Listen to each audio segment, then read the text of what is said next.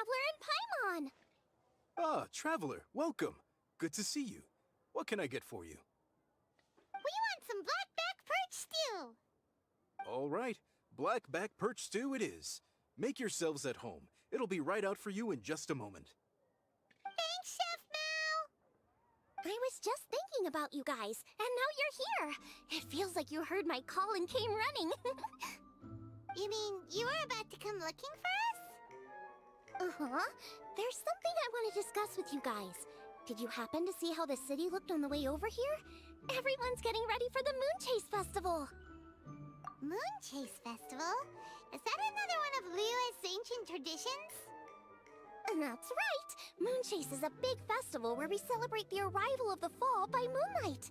The old folks say that thousands of years ago, this was the time of the year when the Adepti would seek the way. But it's completely different nowadays. We eat our favorite foods, spend time with friends and relatives, enjoy the moon and the flowers. So much easier. Basically, we just do all the things that people like doing and don't take a whole lot of effort. Sounds like Paimon's kind of festival. With your great taste in food, Moonchase Festival is sure to be to your liking. Hey! If you got a problem with Paimon's taste, just spit it out! So are you guys free these days? I'm taking part in this year's Masterful Chefs. If possible, I'd like you to be my culinary consultants. That's right. Getting some suggestions from friends will broaden your horizons. Masterful Chefs, huh? So is that like a competition? Right, yeah! I guess you probably haven't heard about it before. Every year, Moonchase Festival has a different theme, usually picked by the Qixing. This year's theme is Feast of the Bounteous Land, so the Qixing decided to organize a cooking competition. Feast of the Bounteous Land. Pretty much sums up what Liyue is all about. Great theme! I totally agree! I heard it was Ningguang that came up with it. She's so amazing, and so full of mystery. Well, I want to take part in the competition, but coming up with new dishes is hard work. By the time you finally thought of something, cooked it, taste tested it, it can be hard to judge whether you're really into something or not.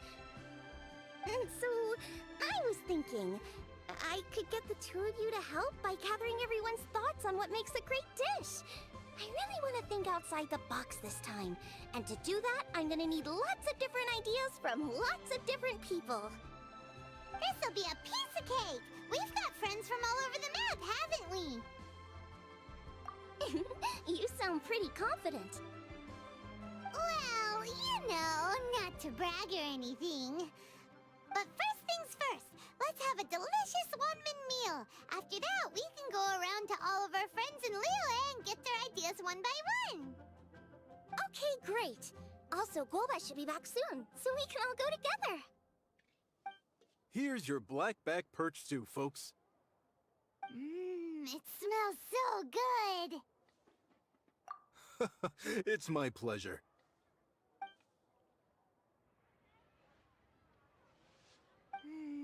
That was so delicious.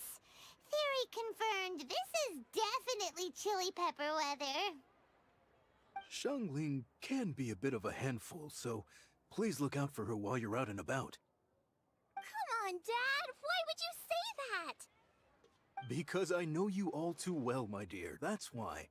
You mustn't be quite so reckless when you're out in the wild, you understand? You do well to be a little more cautious, like our traveler friend. Don't worry, we're all friends here. Let's all look out for each other. Ah, and Gloma's back. Roly-poling around as usual. All right, let's pack up and head out.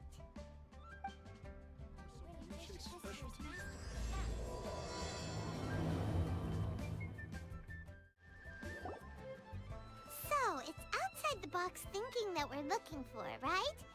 Huta always seems to have a unique perspective, so let's make this our first stop. What? My ears are burning. Did somebody say my name? Yeah, it's Paimon and the Traveler. Oh, and Xiangling, too. course, Hu-Tao! Way, way outside the box. Meaning you're here for some other reason, right? How might I be of assistance? Well, Hu-Tao, I wanted to ask you, what kind of food do you like? What food I like? Off the top of my head, I don't really have an answer. Wow, so even Hu-Tao gets lost for words sometimes. Paimon sure didn't see that coming. Come on, even the chirpiest birds clock out for the night, right? I'm no different. Pretty sure clocking out isn't something birds do, but okay. Right! There's no need to overcomplicate it. Just pick a dish and tell me what you like about it. I'm doing some market research. I see. Launching a new dish?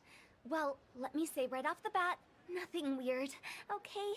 Some poached fish, a side of shrimp dumplings, that is all you need. Poached fish and shrimp dumplings? That's a bit ordinary, isn't it? Well, it is and it isn't.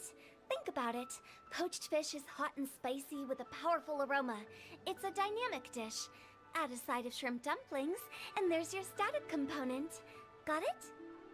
Dynamic? Oh, I can do dynamic. Mushroom slime stew it. No, not that kind of dynamic. A dish is more than substance, it's a mood. Poached fish is red and spicy. It elicits a response from the eyes, ears, nose, and mouth. That's why I call it dynamic. Shrimp dumplings are more subdued, clear and smooth with a pure and subtle fragrance. I call that static. Combining dynamic and static is how you create a perfectly balanced meal. A union between opposite but complementary features coexisting in perfect harmony. Paimon didn't follow that at all. But at the same time, it kinda sounded smart, so... Okay, dynamic and static. Opposite, but complementary. So is this just another way of saying you should keep everything balanced? You know, a little meat, a little veggie, a little salt, a little sugar? Bingo! Except I don't think you need to have a sweet dish for it to be a complete meal. Personally, I always skip dessert. Okay, I think I got it. At first I thought you were just goofing around, but actually you make a really good point. How did I ever doubt you, Hu-Tao? Thanks. When it comes to telling tales, the storytellers have got nothing on Hu-Tao. Sounds suspiciously like a compliment to me. I'll take it. Uh-huh. Well, at least one of you gets it. Everything in this world runs on its own set of principles. Be it the circle of life or sugar and spice. You either get it or you don't. Since the Traveler seems to approve, I'll make sure to factor it in. Paimon thinks we're pretty much done here now. Let's head to Boo Boo Pharmacy next. Boo Boo Pharmacy? Yeah, you'll definitely get some interesting responses over there. If you find out anything interesting, you've got to come back and tell me about it.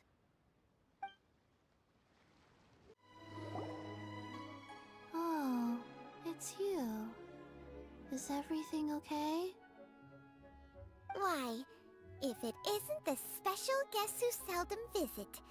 Less busy than usual, I see. Yikes! What happened to Baiju's voice? Excuse me? The neck.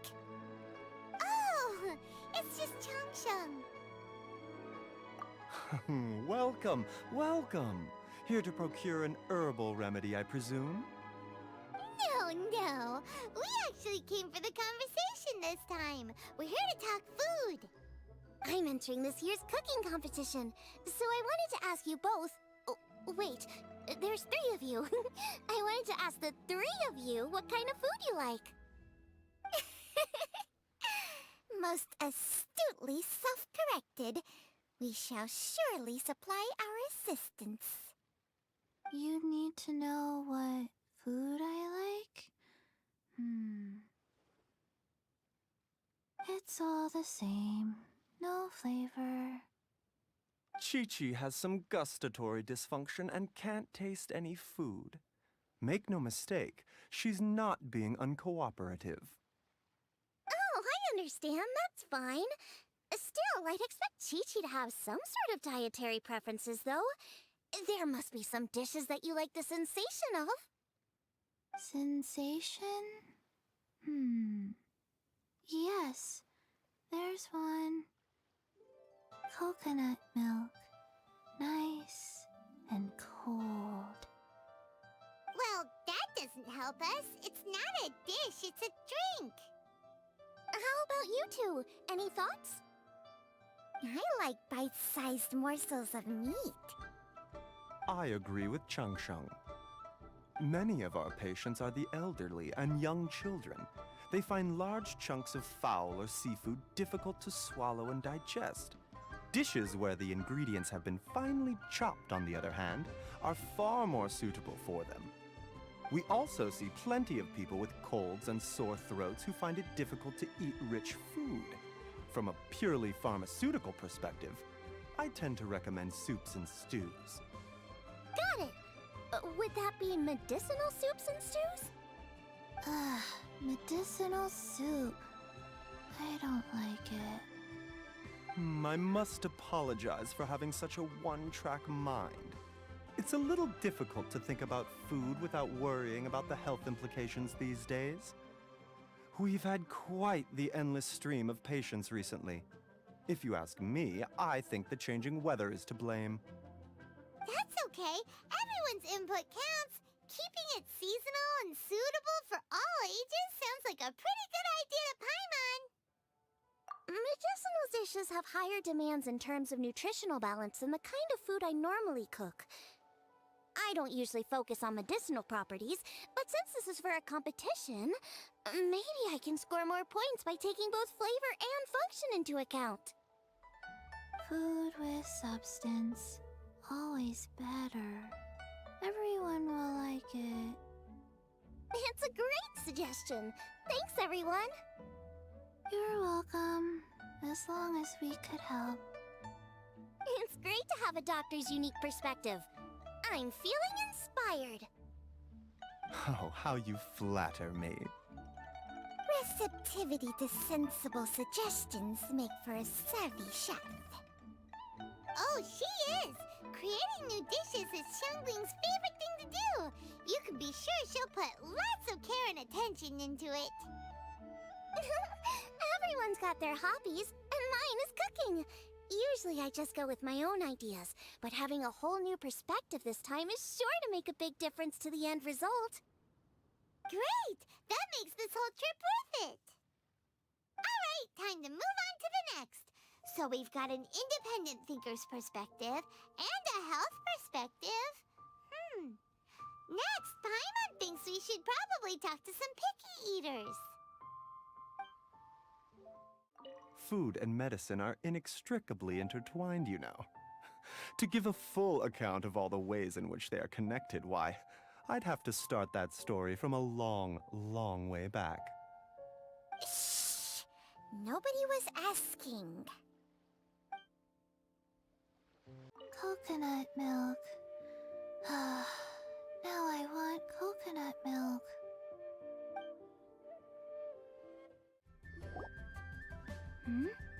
Oh, it's the Traveler in Paimon. And Xiangling. Greetings, friends. It's been a while. Hey, what brings you here? Has something happened? What's with this great big stone on the ground? Long story. So, just to confirm, I will assume responsibility for handling this stone of unknown origin. Any objections? None here. You know how to get things done, Keqing. As long as it's with you, I can rest easy knowing that it's in safe hands. Should I take this to mean that you doubt the relative safety of leaving this in the hands of the Tianquan? Huh? Well, for starters, Keqing is the one who's always out running errands, rain or shine. Besides, you don't seem to give a wooden more about this whole thing anyway, so what's it to you? I was merely joking. You, meanwhile, seem only too ready to pounce when an opportunity to publicly lambaste me arises. Even when it means giving our poor mutual friend here the cold shoulder. By no means. You wish to know about the stone, I presume. Then let me invite the great seafarer Captain Beto to tell the story, if she would be so kind. You... Fine. Well, it's a big one, right? And such a smooth surface, too. Makes you think there's gotta be a good chunk of jade in there. It was found by a fishing crew, not far off the coast. It must have been underwater for years, so the erosion will be what's given it that smooth finish. Finds like this cannot be kept as private property, and must be submitted to a holder of public office. Placing it into our custody will also give them peace of mind. So, what's inside it? Well, we've hit it with just about every weapon we could get our hands on and haven't managed to even dent it yet. Clearly there's more to it than meets the eye. No weapon could smash it open. Wow. Paimon doesn't think we've ever encountered a stone like that before. Kuching has taken an unusually keen interest in this giant stone, which is why we are leaving the matter in her capable hands. Let's put that aside for a second. Traveler, what brings you here? Were you looking for someone? Actually, we were looking for all of you. We need all hands on deck here. Oh? Hopefully not because there's been some sort of cataclysmic event. No, nothing like that. Paimon's just getting carried away. I just wanted to ask everyone about their food preferences. Food preferences? That's a little unexpected. I have rather simple tastes. Precise, pure, smart, and sophisticated. That is all I require. That's your idea of simple, huh? I summed up my culinary requirements in 4 words. Is that insufficiently simple for you? A few weeks out on the open ocean would fix your flawed definition of simplicity, let me tell you that. What about you, Beto? Me? If it's freshly cooked and piping hot, that floats my boat. If it's got a little chili pepper in there too, I'm one very happy captain. Paimon thought you would have said bar food. Oh, bar food works too. As for me, it's got to be seafood. Okay, got it. So, seafood, piping hot, and, simple but sophisticated. And that's where I would disagree. Traveler, surely you've heard of golden shrimp balls. Oh my, they're my favorite. You need to wash and devein the shrimp, wrap it in finely sliced potato strips, then deep fry it to perfection. There's no room for cutting corners. They're very precisely put together. They taste pure, the presentation is smart, and the skill needed to cook them is highly sophisticated. It fits Ningguang's forward summary to the letter. Huh. So what you're saying is, for all the frills and trills, good food is all the same at the core? I heartily agree. Golden shrimp balls are a prime example. Their essence lies in combining art and nutrition in a single package. It is a dish of true value. Okay, got it. So Kuching loves golden shrimp balls. I didn't say that. Did I? No, at least not outright. Alrighty. Thanks for all your input. I'll be sure to take it all into consideration. Traveler, Paimon, do you have anything planned after this?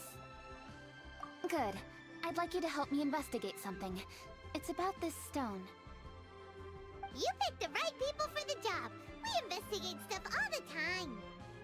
My thoughts exactly. The Qixing has a public duty to deliver our final verdict to the fishermen, but there are also some things I would like to investigate on a personal level. I'm sure you've become acquainted with the general background of the Moonchase Festival. However, I have my own understanding of this festival's roots. My grandfather was a researcher of Liyue's traditions. In his notes, he indicated that there was a deity called the Stove God in ancient Liyue, which people paid tribute to at a certain time of the year. Very few written records make mention of the Stove God, and those that do are notoriously confusing. Some scholars believe that the Stove God was just another title held by the Lord of Geo, but others suggest that this was a different deity altogether. One folktale even claims that the ancients found the Stove God's shrine, but there was no statue. Only a huge, smooth slab of stone. Shortly after it was found, the stone was lost in transit, and it hasn't been seen since. This stone here has all the same features, so I suspect it could be the one that went missing all those years ago. After many years of researching ancient texts, my grandfather came to believe that the practice of paying seasonal tribute to the Stove God may be best described as a festival. He called it the Stove God Festival. That would make it the forerunner to the Moonchase Festival we know today. But this is all just theory and conjecture. To prove any of it, we'd need to start by identifying who the Stove God really was. Now that Rex Lapis has passed on, and Liyue has entered the age of humankind, his successor should continue to respect our nation's culture and traditions, just as he did. That's why I think the responsibility for this situation should fall to me. It's a chance to shed light on our history, revitalize an ancient tradition, and possibly prove my grandfather's hypothesis along the way. With any luck, we'll nail all three in one fell swoop. It was just a couple of days ago that we received this stone. Right after we decided to use food as the central theme for this year's festival. It makes me wonder. Maybe a divine will is at work behind all of this. 3 birds with 1 stone, huh? That's pretty efficient, even for cooking.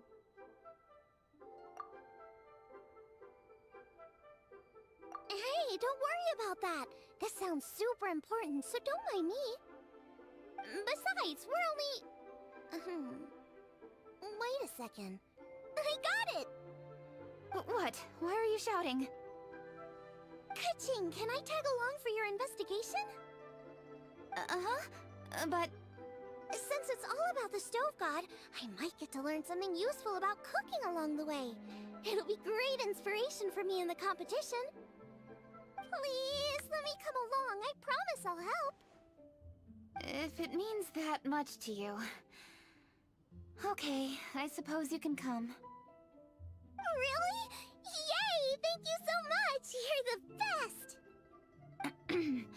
Now that that's settled, time to get going. Jingsa Village is said to be home to a lot of historical texts, so I'd like to start by making some inquiries there. Alright, then it's off to Jingsa we go! Sincerely, Beidou, you misunderstand me. I have many simple pleasures. I take a stroll through Yujing Terrace and one down by the harbor every single day. Huh. Well, everyone has their way of procrastinating, I guess. Hi, Granny.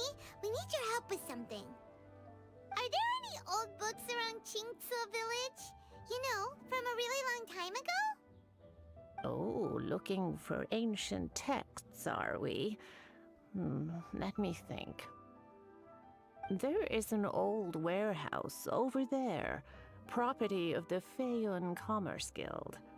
Many books are stored inside. Those that they have no room for at home. In fact, their youngest comes over this way to read sometimes. The Feiyun Commerce Guild's youngest? You must be talking about Xingqiu. Paimon didn't know they had a warehouse here. Let's go take a look.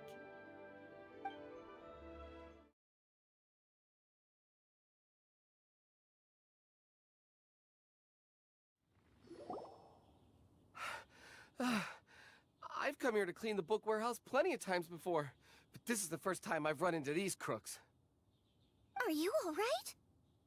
I am, thanks to all of you. Hey, wait a minute. You're the Traveler, aren't you? And you're with... Lady Kuching. An honor. Truly an honor. We'll try not to take up too much of your time. I understand that this book warehouse is the property of the Feiyun Commerce Guild. Could you advise whether we might find any text relating to the stove god in this collection? The stove god? I heard that's the Lord of Geo, right? Huh? Really? Yeah, a friend of mine who conducts research mentioned it once before. We use stoves for cooking, and stoves are built from rock. Some people think that the stove is a gift from the Lord of Geo. And that's why they call him the stove god. Seems logical enough. But do you have any books on the topic? I'm sorry, I'd have to ask the young master about that. Oh, any questions? Please, ask away. Hey, it's Chongyun and Xingqiu! Hello, one and all. Guys, what are you doing here? I was bored with nothing to do, and thought I'd come out this way for a bit of reading. And then I thought, why not bring Chongyun along too? Yes, I'm just along for the ride, really. I see the Yuheng Kuching is with you. Whatever brings you here must surely be a matter of grave importance. Master Xingqiu, if I may be so bold, do you happen to know if there are any texts on the subject of the stove god among this collection? Since I personally selected which volumes to store here, I do have some recollection of their contents. If my memory betrays me not, there is one volume among them called Demystifying the Legends of Liyue, which mentions the stove god. Might I take a look? Certainly.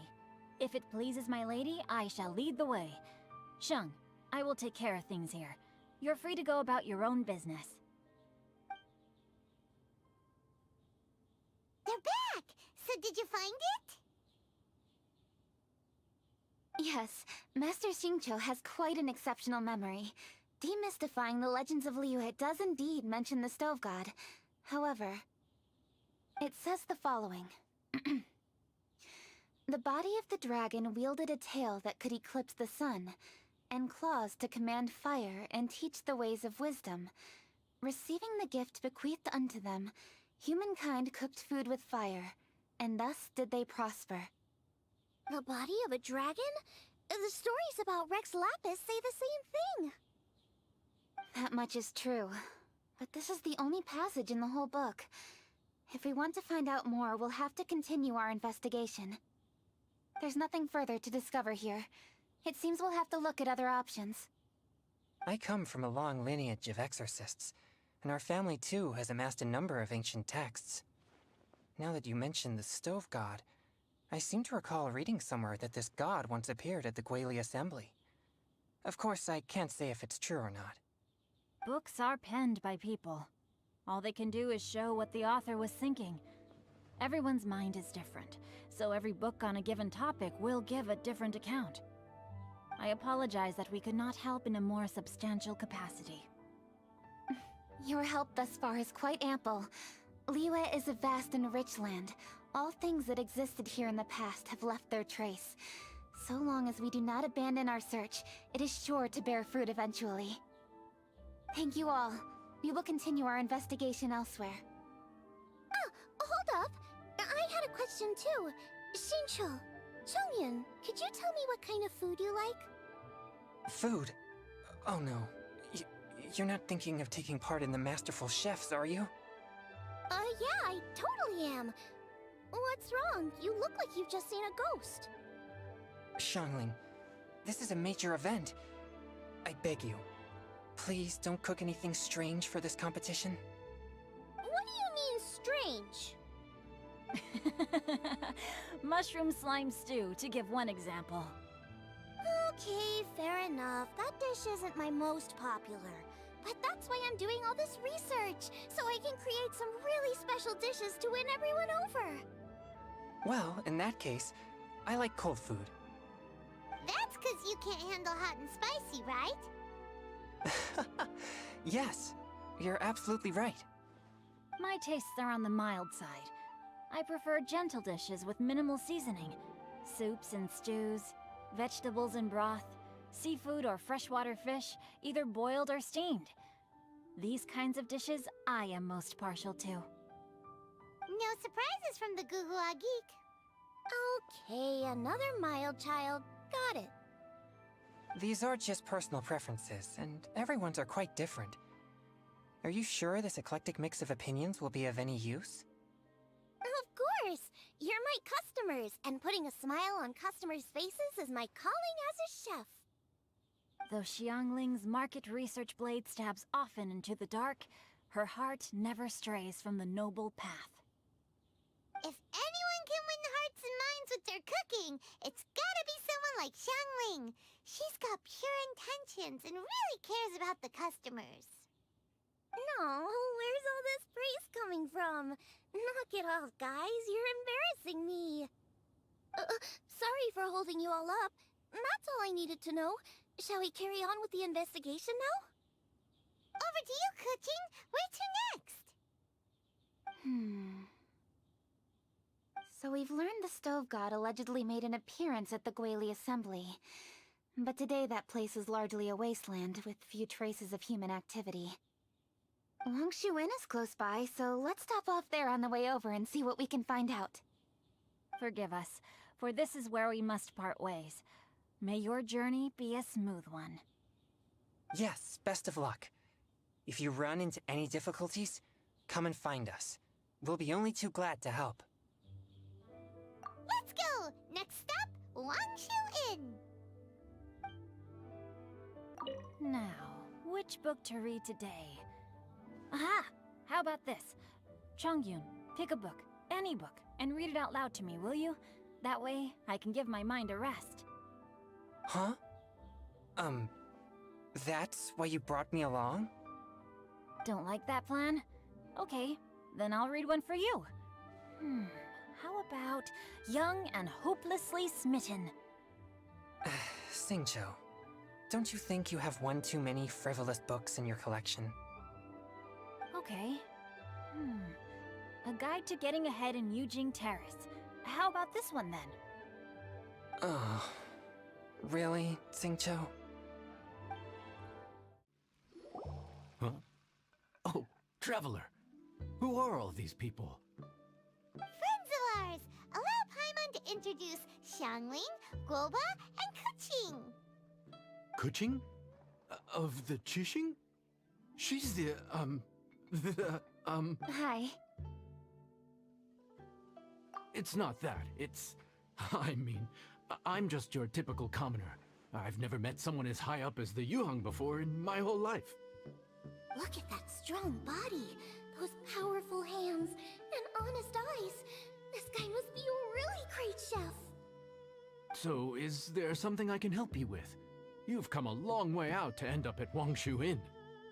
Let me fill you in. Ah, okay. I see. Legends claim that the Stove God once appeared at the Guili Assembly. As Wangshu Inn is the oldest extant building in this area, any historical texts from around these parts are likely to have ended up here. Is there a room in this inn for storing books? And if there is, do any of them mention the Stove God? Well, now that you mention it, we do have a fair few ancient texts here. I remember looking through an old recipe book once. I just need to remember where they're all stored. If you're happy to wait here for a few minutes, I'll go have a look right away. Oh, Traveler, there's something I need to discuss with you. What is it? We need to pay up or something? What? No, I wouldn't take your money. We're all friends here.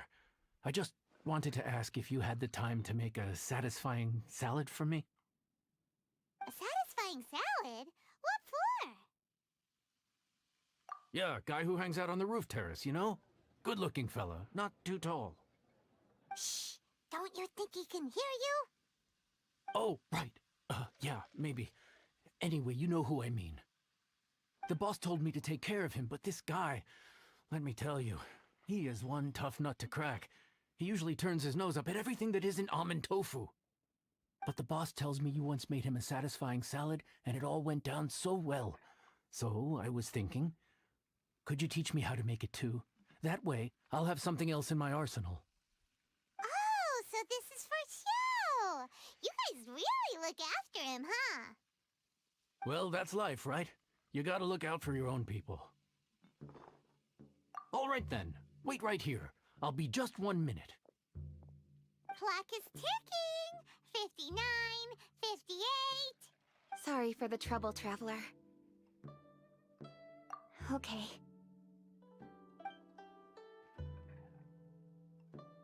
Here you are. Thank you ever so much. While Kuching's reading her book, let's make that satisfying salad. Xiangling, what are you gonna do? I'd love to come watch too, but I don't want to get in the way, so I'll just stay here with Kuching. Okay, shall we go then? Go ahead and get started. I'll just watch from over here. I only need to watch you make it once to have it committed to memory.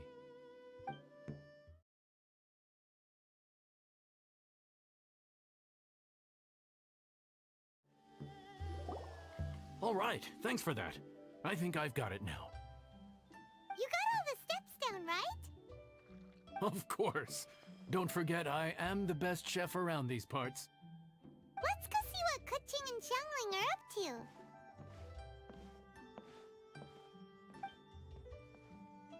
Kuching, Xiangling, we're back! You finished cooking? Good timing. We finished our reading too. And? Useful? Or no? Useful. There is a passage concerning the Stove God, and it's not what we were expecting. I quote, 60 miles to the northwest is the Guili Assembly. Many were settled there, where they hunted in groups, farmed the land, and made their living from what the soil yielded. When the Stove God descended, one god became many, all of which were the height of children. As does a star when it descends into the world, so the Stove God went out among the common folk and taught them to create fire. With fire, the people at last learned to make hot food, and they dined on rice congee and cooked meat thereafter. This is a radically different account from the one given in Demystifying the Legends of Liyue, and also a conflicting one. One god became many. Does that mean there was more than one Stove God? Taking the text at face value, that is what it says. Went out among the common folk and taught them to create fire. So did the Stove God really go and teach people how to cook firsthand? Now that's a god who truly cared for their people. So, we've got two leads, but they contradict each other. How do we know which one to believe? By continuing our investigation and reserving judgment for now. Thank you for this text, Yanxiao. It's my pleasure, really. Think nothing of it. If anything, I should be thanking the Traveler. Listen, you've helped me an awful lot. Not just today, but in the past, too.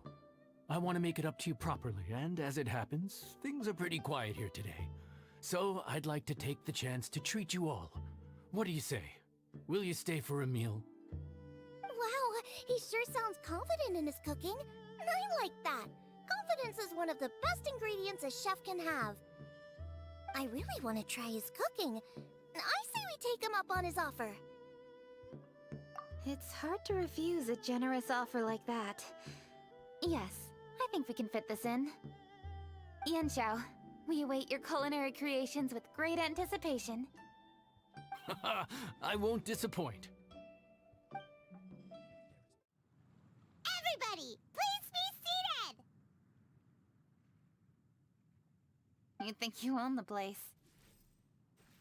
I'll sit here with Goba.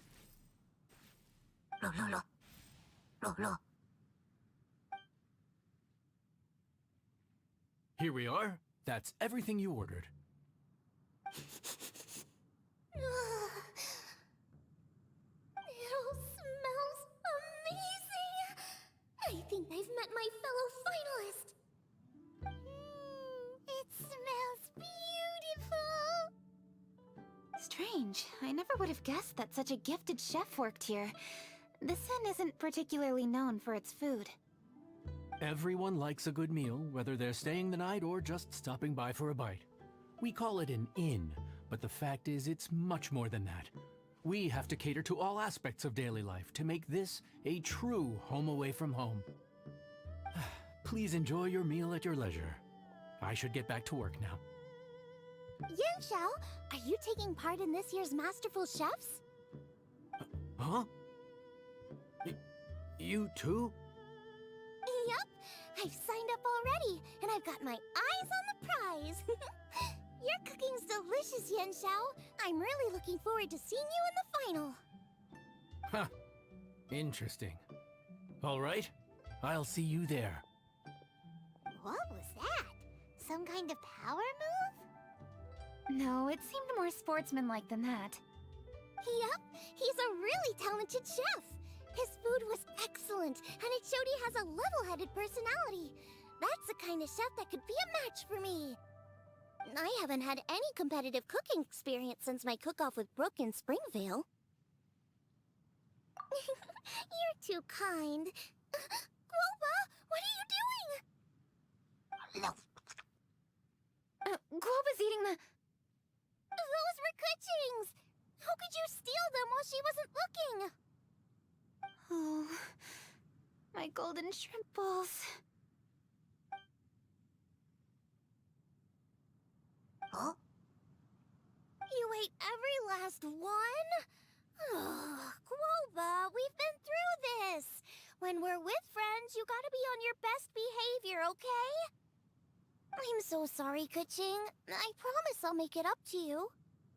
What's the big deal? We can just get another plate. After all, it's Yanxiao's treat today. It's not the same, though. The moment's gone. Sure, you can eat something else, but you can never go back and change the feeling of despair as your food is snatched away from right under your nose. The dining experience is a trinity of emotion, food, and atmosphere, and you've got to have all three to make it work. I have to say, now that you mention it, that is a very accurate appraisal of the situation. I'm gonna make it up to you, Kuching. Is there anything you want to eat? Anything at all. Whatever it is, I'll make it for you.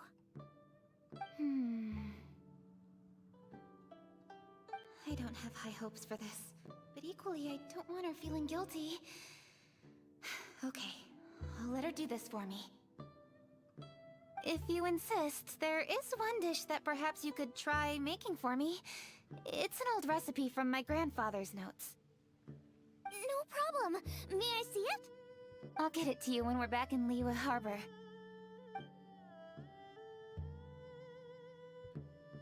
Traveler, have you finished eating? Before we do anything else, let's head back to Liyue Harbor. I need to fetch something. I need to go home to fetch my grandfather's notes. Let's meet at Wanmin Restaurant later. Great! I'll go get everything ready. Traveler, what about you? Are you gonna do your own thing for a while, or do you want to come in and have a seat? I actually have something to discuss with her. You go ahead. We'll join you later. Okay, gotcha.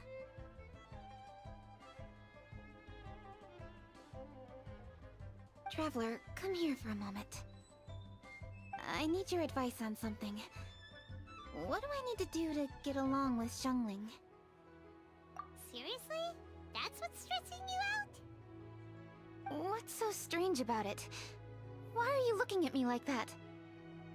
You're super smart, and you're always so sure of yourself. Paimon thought you'd never need advice from anyone about anything. Well, that's just ridiculous. Xiangling's always so warm and friendly with me. This time especially. And now she's desperate to do me a favor. So, is that supposed to mean... we're friends already? I'm just not used to dealing with people who are so warm right from the get-go. How exactly am I supposed to respond to that?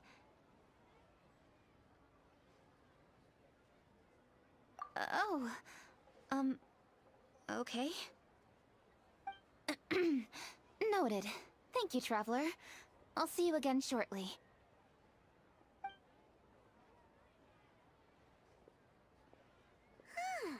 What's making Kuching so self-conscious? Paimon thought nobody would be able to get under her skin.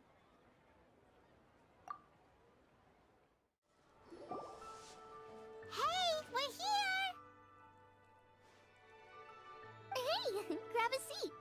I'm just running through my ingredients to see what I'm missing. Oh, we're gonna do this now? What is it? But this is your idea! Why you gotta dump it on Paimon? Ugh. Okay, so back at Longshu Inn, we noticed you and Kuching were getting along pretty well. So you really like hanging out with her, huh? Yep. Kuching's good-natured and easy to be around. The kind of person everyone wants to know, right?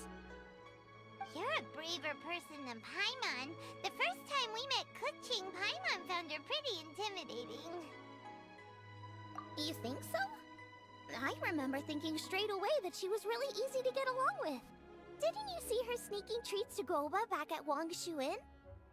Yeah, she's great. We know that now. We're just talking about first impressions. First impressions? Oh, okay. Hey, have you guys eaten grilled shellfish before? They can be hard to crack at first, but they taste amazing that way. We've eaten shellfish before, but I don't think we've ever tried eating them grilled. Oh, you're missing out. I'll grill some for you another time. But anyway, Kuching's like a shellfish. Maybe a little closed off at first, but once you get to know her, she's got a soft and squishy side too. Not to mention that even after her favorite food was stolen away, she was still happy looking after Guoba. I'm really grateful for that. You make a good point. You know, Xiangling's intuition for people seems really spot on. Is that why she took a liking to Kuching so quickly? All right, let's see. We're okay for carrots and crab, and we still got some ham and mushrooms. I wonder what Kuching's recipe is gonna be. Huh? What was that noise? What's going on? What the? That bird is huge! Ah, it's the ladybird! Excuse me, one shall not be addressed in such a manner. One shall be known as Adeptus, whose name, should you care to mention it, is Cloud Retainer. Cloud Retainer. That does sound like an Adeptus name. Well spoken. One shall let this young lady's enlightened words atone for the ignorant ones of her friend. A while it has indeed been, traveler. Does one surmise correctly that you hasten hither to partake in the Moonchase Festival? Ah, so even the illustrious traveler has been summoned to attend the Moonchase Festival. As expected, this year's theme stands proud against the test of public scrutiny. The theme? You mean Feast of the Bounteous Land? The very same. Moonchase Festival falls during the season when many cooking ingredients are ripe. Hence, it is a fitting time to enjoy the finest of foods. One noticed the relative pomp and ceremony with which this year's affairs are being conducted, and could not abide to stand idly by. Let it be known that one's culinary proficiency and ingenuity is uncontested in all the world. Thus does one now appear in this realm, that those who inhabit it might witness one's latest creation, a supreme cuisine machine. A supreme cuisine what? What's a supreme cuisine machine? Patience. One's purpose here today is to meet and to greet. Nothing further. All shall be revealed before your very eyes when the time arrives. Traveler, you are one who has witnessed much of the culinary world. When the day comes, one would be most pleased to see you in attendance, offering your most vociferous ovations. Oh, so we're officially invited? That which is implicitly understood needs not be made explicit, let alone official. I shall say no more and dwell here no longer. Await my word. Be there or beware. This Bird always disappears just as quickly as she shows up. Wait, not Bird, Adeptus. Hey, wait! Isn't she technically an illuminated bird, though? She seemed like someone very prestigious and very talented at cooking. She definitely loves her food. What are you all huddled together over here for? The Adeptus left already. Yay! Kuching's back! Sorry I kept you waiting, Xiangling. This is the recipe from my grandfather's notes. They're not in the best condition, so rather than bring them out of the house, I just transcribed the recipe. Unfortunately, the texts my grandfather worked with were very old. Usually faded, damaged, or both. Some parts are missing from this recipe, too. Do you think you'll still be able to work with it? Oh, okay. Let me take a look.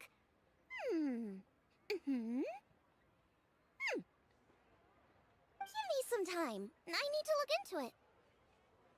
Sorry for the trouble. Oh, you're all here? That voice sounds familiar. Sorry to interrupt your conversation. I was in the area buying a few things, and I heard the disturbance, so I felt compelled to come take a look.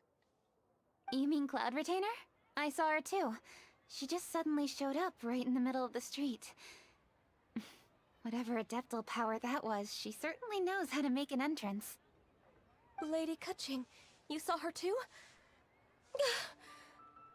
Do you, have a moment? I need to discuss something with you. What is it, Ganyu? Has something urgent come up while I've been out? No, it's nothing work-related. I wanted to ask about, something personal. Is that okay? A personal matter? Involving me? Surely I haven't done anything improper recently, have I? Please, Lady Kuching? This is really important to me. Oh, okay. I noticed Cloud Retainer was here for quite a while. Did she say anything about... me? When I was young? About your childhood? No, nothing at all. What? Really? Thank goodness. I was getting really worried. Once she gets talking to people, she tends to go off on all sorts of tangents. So I was worried she might have bored you with some stories about me. Your name didn't even come up, so you've nothing to worry about. Kuching, how are you not asking a bunch of questions right now? There's obviously some juicy gossip here. Aren't you curious to find out what it is? Please, no, don't do that to me. Of course not. Whatever it is, I'm not curious and I'm not going to ask. If Ganyu has a secret and she wishes to keep it that way, nobody should make it their business to try and get it out of her. That's just basic decency, is it not? Yes, ma'am. Paimon will never bring it up again. Kuching, thank you. You're so kind and considerate. I've always seen that in you. What's that got to do with... Honestly...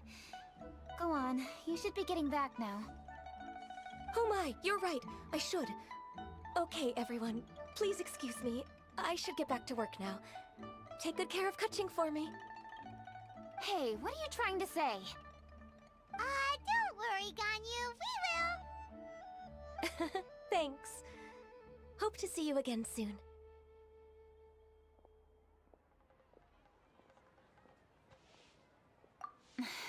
Just ignore her. Hey, everyone! I just had an idea. It only occurred to me when that Adeptus showed up. Do you think the Stove God could be an Adeptus too? Ooh, could be. I don't want to assert either way, but it seems highly likely. In that case, we should go ask the Adepti about it. I think my master might be able to help. Master? You mean your teacher is an Adeptus? Uh-huh. She's over at Eugene Terrace. Come on, I'll introduce you. This is a peaceful neighborhood. Master!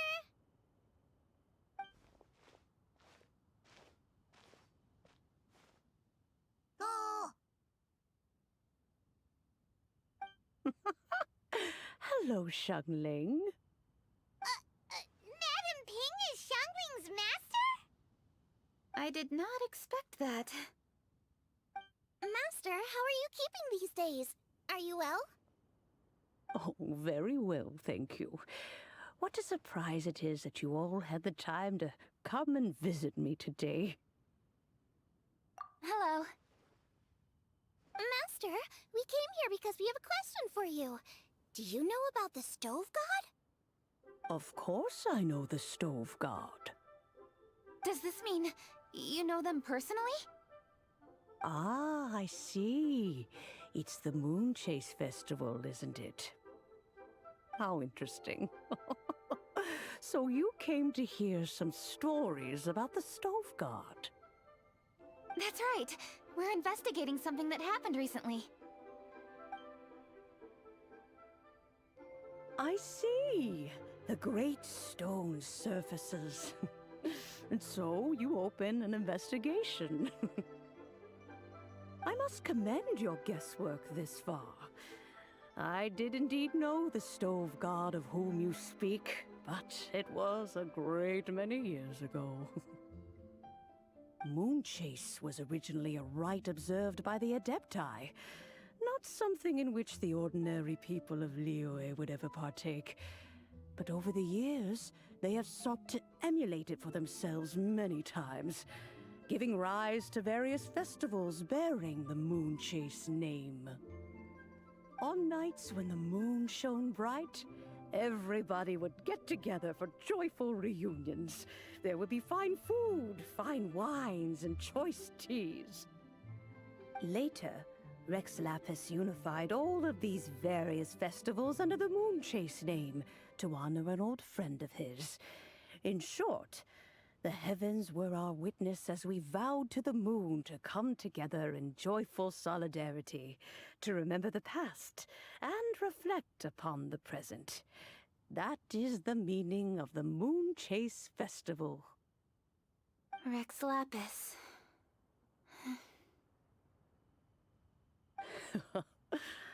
That friend made many contributions to Liyue, and Rex Lapis would not have them go unrecognized. Turning this season into a commemoration of his old friend was also a way to honor that friendship. I can only presume that the Stove God Festival was one of the many subsumed into the Moonchase Festival. In the hands of Rex Lapis, our nation's traditions were faithfully upheld. It is to their detriment that we must now be the ones to inherit this duty. Ah, Kuching, I simply won't allow you to be so down on yourself. Nothing would delight Rex Lapis more than to know that those who follow in his footsteps continue to value these traditions and are working tirelessly to do them justice. Thank you. Lady Kuching. Huh? Lady Kuching, Lady Ningguang wishes to speak with you. Ningguang's looking for me? Must be important. Please excuse me, everyone. If I'm not back soon, you'll find me at Ningguang's office.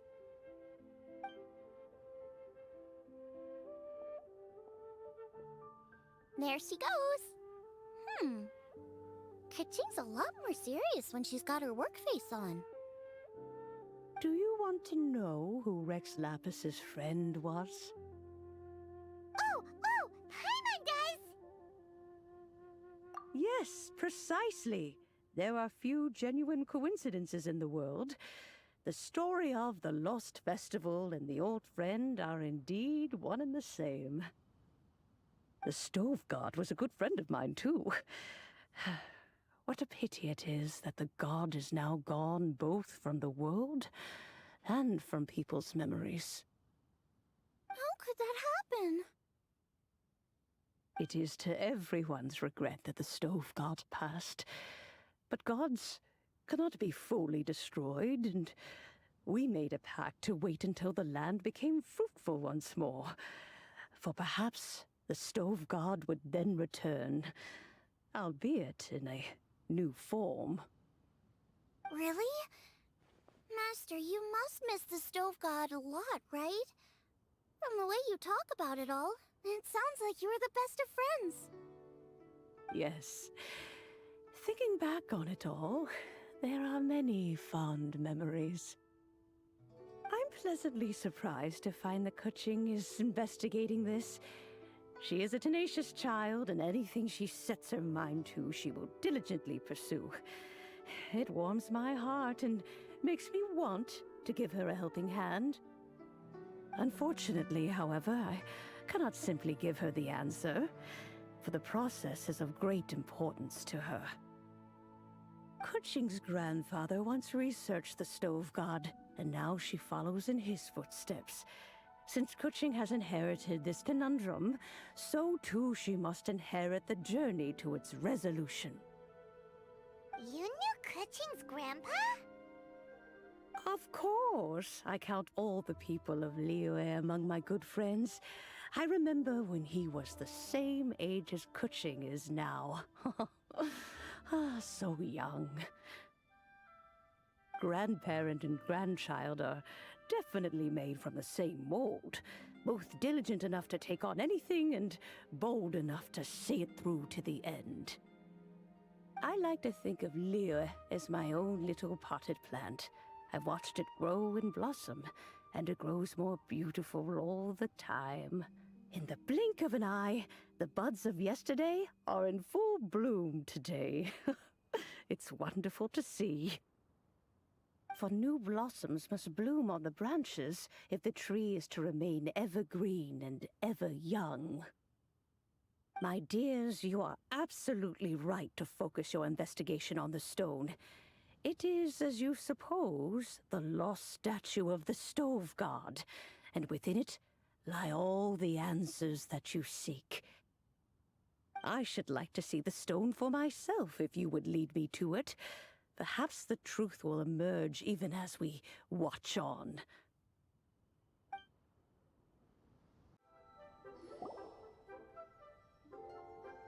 You're all here. I was just about to send someone to fetch you. Kuching, has the stone undergone any changes? A crack has appeared in one corner, but we still can't tell what's inside. What happened? Did someone chip it while no one else was looking? More likely a natural occurrence. Our weapons have had no effect on it. How would a natural occurrence crack it open? This is because the Stove God draws power from the actions of the masses. The heat of a busy kitchen, the joy of a reunion. Keep up the good work, and the truth will rise to the surface soon enough. All the books say the Stove God is the deity of food.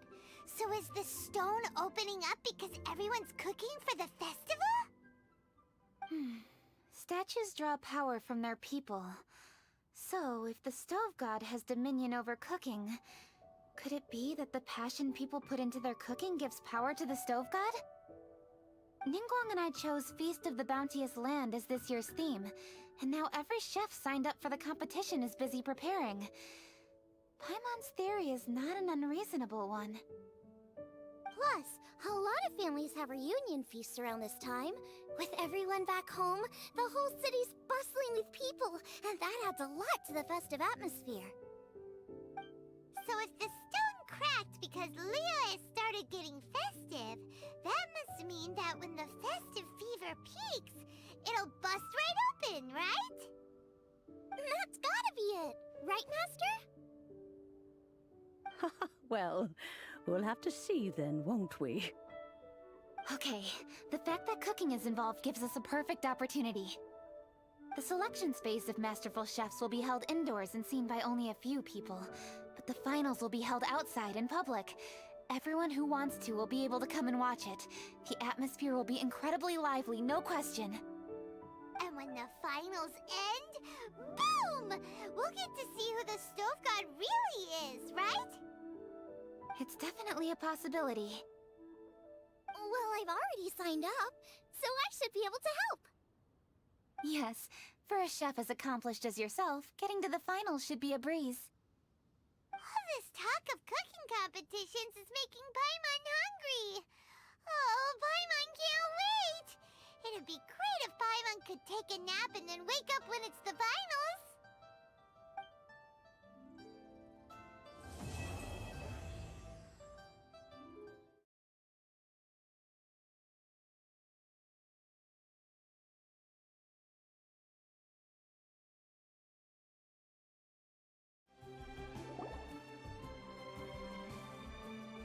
Hey, Xiangling, we're here! Traveler, Paimon, did you hear the news? They made it through the selections for Masterful Chefs. Really? Woohoo! That's great! It was a total breeze. I wasn't even trying. But a true champion never rests on their laurels. I'm still gonna need your help to prepare for the competition. I made a few new test dishes, and I was hoping everyone could try them and give some feedback. Traveler, you want to be the first? Oh, yeah, we did. And anyway, we get to eat your food all the time, so we're biased. You should find some other people this time, just to play it safe. Good idea. Okay, let me think. Let's get Beto to try it first. Beto!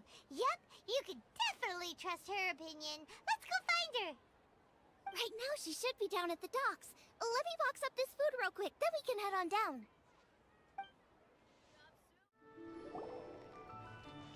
Beto, ahoy! Hey, look, who is she with? Hi, Beto. Hi, Xinyan. Are we interrupting anything? Xiangling! Woman of the hour. We were just talking about you. Beta was saying you and I should get ourselves on board sometime. Says the whole crew's been asking for us. Seems like you three go way back. Oh, we really do. Beto and Xinyan are two of my oldest customers, and I've helped out in the kitchen on board Beto's ship in the past. Recently, Xinyan's been planning to do a show on board, too. That's the plan. Good music's meant for sharing. You guys should check it out sometime. Will do. But I came here today because I made it into the Masterful Chef's finals, and I was just trying out some new dishes to bring to the competition. Can you have a little taste and give me some feedback? Sure, beats drinking on an empty stomach. About time. I'm starving over here. Let's see what you got.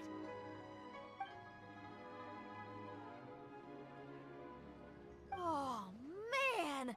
This chicken foo young's tasting awesome! Oh, this food is too good for me to be soaking up the alcohol with. These three seem to have a great time with each other.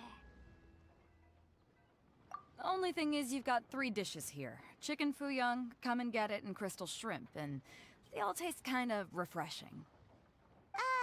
Is refreshing really a flavor? When you spend all your time at sea, you don't have a lot of choice when it comes to food. Especially on the longer voyages, where you've got to stretch out your rations as far as you can. First thing you want to do when you get back on dry land is dig into a nice hot meal that's swimming in oil and has a ton of flavor. That's the exact opposite of Ningguang's tastes. Oh, sure is. Beto's tastes are pretty similar to mine and Xiangling's. Ugh, Ningguang. I am sick of hearing that name. Our tastes couldn't be more different. You'll never find us eating the same bowl of food. But last time when you were chatting with her, Paimon thought you two seemed to get along just fine. We're evenly matched. Guess that makes us equals. But I'm sorry, limp cabbage leaves are never gonna do it for me. Oh, I hear ya, I hear ya. Steamed cabbage and broth might be upper class and look fancy and all, but man, is it boring! It's never gonna give you that flavor explosion you get with some of the other dishes out there. So, Xinyan, are these dishes too mild for you too? Well, not so much mild. I just think you maybe missed a beat somewhere. Exactly. This is some fine cooking, no question about that. But if this is for a competition, it needs more oomph. Beat? Oomph? Are we sure these terms apply to cooking? Beat and oomph. Beat, yeah. you know what a beat is. I only know music, though. I'm nowhere near your level when it comes to cooking, so don't mind me if it doesn't make much sense. No, you're both completely right. Beat and oomph. That's what I need. I actually thought as much while I was cooking them. Even though this was a brand new combination, it still felt like I was missing that one thing that'll seal the deal. You know, really push it over the finish line. Seems like she's found her muse. Does that mean music theory is compatible with cooking? Hey! Paimon didn't quite get the implication, but Paimon can tell when you're being a meanie. Okay, I think I know what I need to do. Great! So this went really well. Don't hold back, just get out there and do your thing. You're a pro, Xiangling, and you've totally got this. Hands down, best chef in Liyue Harbor. Ain't that right, Beto? Well, I think so anyway. More than any other chef. And there ain't a whole lot of people I'd be willing to say that about. I'll do my best. Thanks, everyone. All right, we'll leave you to it. I'm gonna take Xinyan on board for a while. Xiangling, they both had pretty strong tastes. You sure that won't be a problem? Shouldn't we get a second opinion from someone with milder tastes? That's a good point. Beto likes her greasy stir-fries, and Xinyan can really handle her spice. Yeah, we should get another opinion. Now, who do we know whose tastes are on the mild side? Traveler? Any suggestions? Who? Oh, right! Makes sense! So, back to Wangshu Inn? Who? Who is it? Someone you just missed last time we were there. Huh? Oh! Paimon remembers! He said that we just need to speak his name and poof! He'll show up!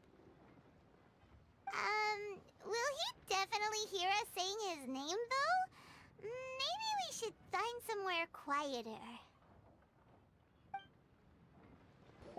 Fresh fish. Come get Okay, let's take turns shouting his name! Uh-huh. Do I need to do this too? Paimon's going first! Ahem.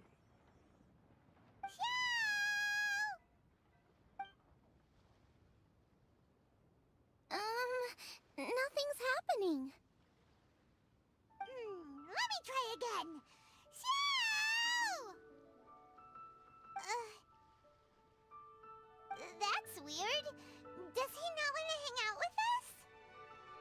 Oh, wait, so let me get this straight. Some guy with special powers promised you both that you just need to shout his name and he'll show up? Well, not both actually, just one of us. Oh, right. Well, you should be the one to try it then. Paimon clearly just doesn't want to feel left out. Okay then.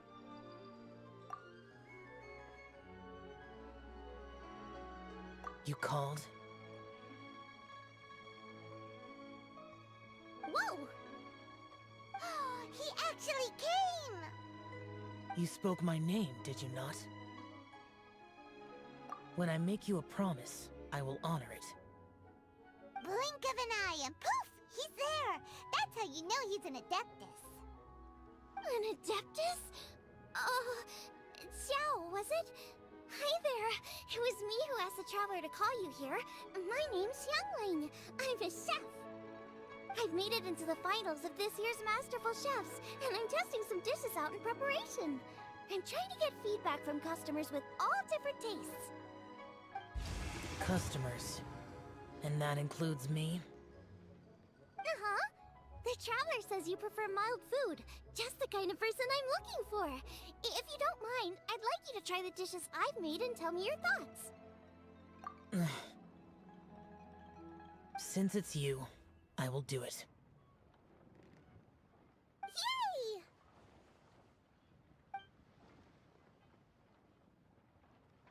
How is it? Are you sure you can eat it? Don't force yourself. Tastes pretty good. Huh?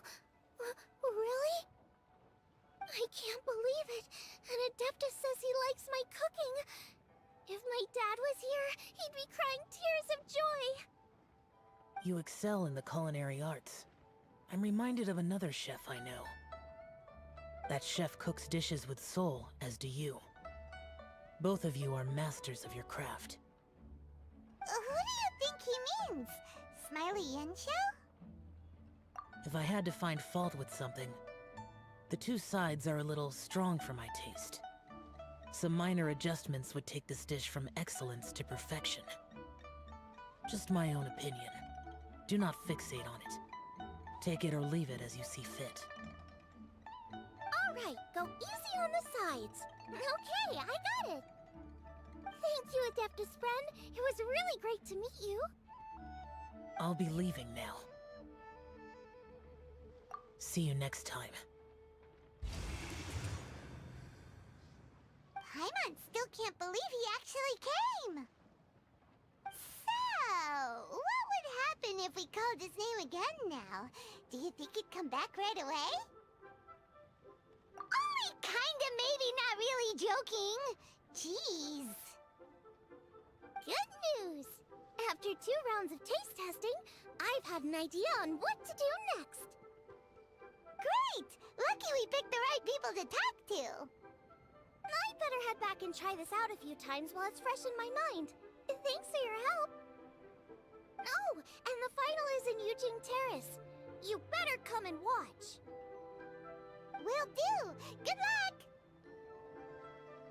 You bet!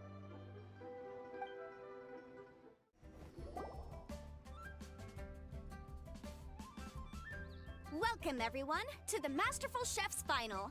At the appointment of this organizing committee, I am your host and officiator, Yanfei. Hey, Yanfei's here too! This event is brought to you by the Liyue Qixing in collaboration with a number of participating enterprises. The competition is divided into the selections phase and the finals.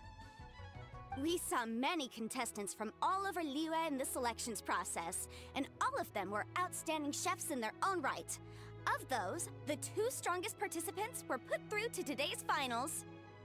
In just a few short moments, the finals will take place right here before your very eyes. As the officiator, it is my honor and privilege to represent the organizing committee and indeed the people of Liyue in overseeing today's proceedings. Next, please allow me to introduce the judges. There will be a select panel and an audience panel.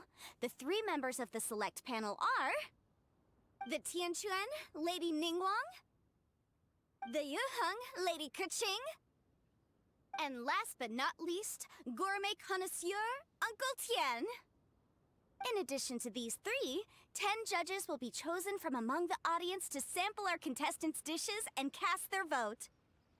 That makes a total of 13 judges, with 13 votes between them. Each judge will vote for their preferred finalist, and the one who receives the most votes will be today's winner. It's all so exciting! And now, please join me in welcoming our 2 contestants into the arena. Come on out! To my left, a competition favorite down from Dihua. Life's harsh when you live on a marsh, but this kitchen ace will put a smile on your face. Please welcome Smiley Yanxiao. Hi, everyone. Whoa! Yanxiao made it into the finals too!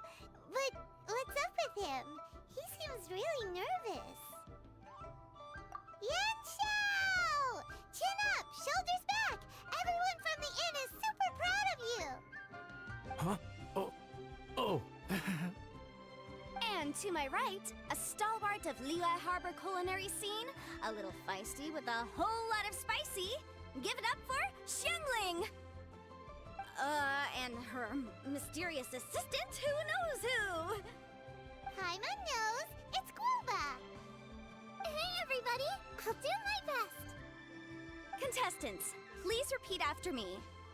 As a finalist in Masterful Chefs, I solemnly swear to commit myself fully, compete fairly, and abide by all competition procedures. As a finalist in Masterful Chefs, I solemnly swear to commit myself fully, compete fairly, and abide by all competition procedures. As a finalist in Masterful Chefs, I solemnly swear to commit myself fully, compete fairly, and abide by all competition procedures. And I, for my part, promise to uphold the principles of fairness, impartiality, and transparency in my officiation of the proceedings. Now, I will hand things over to the select panel judge, Ningguang, for the announcement of today's theme. Thank you all for being here today at the Masterful Chefs Finals. I am the Tianquan Ningguang. The organizers have chosen the theme for today's event, and that theme is Of Earth and Waterborn. Of Earth and Waterborn. Just like the Feast of Bounteous Land. It really captures the spirit of this year's Moonchase Festival. It's like surf and turf, but the deep and meaningful version. The rules are simple. The one who receives the most votes wins. Tailor your dishes to the judges' preferences, or win over the audience with your originality. The choice is yours. Well then, I look forward to both of your contributions. Contestants will have 1 hour of cooking time available and may only use ingredients provided by the organizers in their dishes. I trust this is no problem. Okay, without further ado, let the cooking commence. Begin.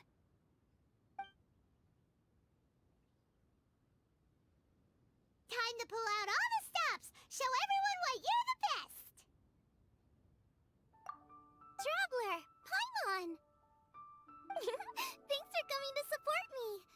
Don't you worry, I'm gonna make this the best tasting dish I've ever cooked.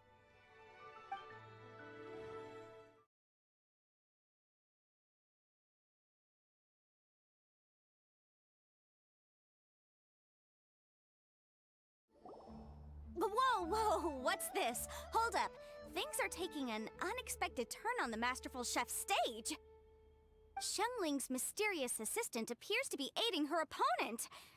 Judges, are we going to allow this? We knew in advance that Xiangling would be accompanied by a mysterious assistant, and the judges agreed that the two could be classed as one individual for the purposes of the competition. But what do we say to this? I take no issue with it. In any case, the assistant hasn't done much in the way of assisting. No competition would be complete without a little drama. The part of being young. I won't be the old fogey that ruins it for them. Please allow me to explain to our host. Prior to the competition, the judges reviewed both contestants, and we can comfortably confirm that neither side is participating in a way that contravenes the competition rules. Xiangling is a highly accomplished chef, and her assistant is more like family to her. Xiangling prepares all of her own dishes herself. All that her assistant will do is occasionally provide a fire source. Given Xiangling's level of culinary skill, the difference between her using firewood or her assistant is a trivial one. I appreciate everyone's concerns. The presence of a mysterious assistant performing strange dance moves to cheerlead for Xiangling is a little unexpected. But the mysterious assistant has now started cheerleading for Smiley Yanxiao too, demonstrating total impartiality. By encouraging both Xiangling and her opponent, they have proven to be a fair supporter. That's right! Guava's not really outside help. Guava just likes to watch people cook. I'm sure the only reason they went over there is to try to help Yanxiao feel less nervous. I give you all my word, Guava will not interfere with the competition. And I would also say that it's a loss to the competition if Yanxiao isn't at the top of his form. I say that as someone who's eaten Yanxiao's cooking at Wangshuin before. He is an excellent chef, and I want this to be a competition between the best we both have to bring. I see. Most amusing. Uncle Tian, what's your opinion? I have no objections. It's an honor and a privilege to see two contestants so dedicated to having a fair and square contest. The judges and the officiator accept this explanation. Let the competition continue. Yanxiao, are you alright? I don't know what's wrong with me. I've never been so nervous in my life. Look, my hands won't stop shaking. Take it easy. I've been there before. I can help. Try saying a tongue twister to yourself in your head. Or think of some happy memories about your dad. Why my dad? That's a bit specific. 'Cause that's what I do.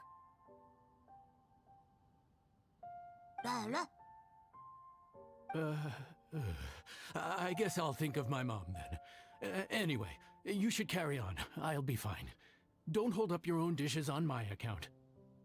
Nothing's being held up. I'm finished already. Huh? Oh, right. Then I need to focus up and win this thing. There you go. That's the attitude we want. You're a very capable chef, Yanxiao. So come on, show everyone what you're made of. Just like you showed us last time at Wangshu Inn. Yes. You're right. I can do this.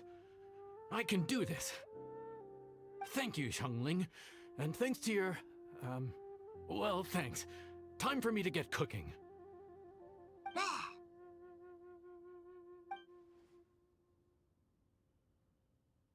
Time's up! Both contestants have now finished cooking. I would like to invite them to present their dishes to the judges for evaluation. We will proceed in the order that the contestants finished. Xiangling, please describe your dish. My dish is Jiyun chili chicken with sides of triple-layered consommé and crystal shrimp. The theme is of earth and waterborne, which includes land and sea. In other words, land animals, fowl, and seafood are all potential ingredients. My main dish, Jiyun chili chicken, is a combination of fowl and chilies. Jiyun chilies capture the essence of the mountains where they grow, and fowl is a gift from the heavens. Triple-layered consommé also uses fowl, and its other ingredients are ham and bamboo shoots. These are also flavors from the mountains, but they complement and contrast with the chicken dish, fresh instead of spicy, cold instead of hot. The crystal shrimp is made from a combination of rice, shrimp meat, and carrot. A thin, translucent skin wraps diced carrot and a whole shrimp, fresh, crispy, and tender. Shrimps are a gift from the ocean. Tightly wrapping them in a skin made from rice makes this dish a blend of land and sea, fresh with a hint of sweetness. It's the perfect note to end this course on. Ooh, a strong delivery there from Xiangling. Let's see what our next contestant Yanxiao has to say. My dish is Adeptus Temptation with a mint salad and golden shrimp balls. As Xiangling says, earth and water means land and sea. So birds, land animals, and seafood were also the ingredients I incorporated. Adeptus Temptation is a much-loved dish in Liyue, and as chef of Wangshu Inn, I've always been proud to offer this as the signature specialty dish of our menu. It's a complex dish with very particular ingredients: smoked ham, crab, fresh shrimp meat, and matsutake. I chose this as my main dish as a sign of respect toward my profession and to this competition. The mint salad is my first side. Cool and tender with a subtle sweetness, it's a perfect answer to the rich and strong flavors of the Adeptus Temptation. Golden shrimp balls is a time-honored classic loved by everyone. A hearty and wholesome broth, followed up with a shrimp ball. Oh, pure bliss. Paimon can smell it from all the way over here. It's driving Paimon crazy. Judges, please sample the dishes.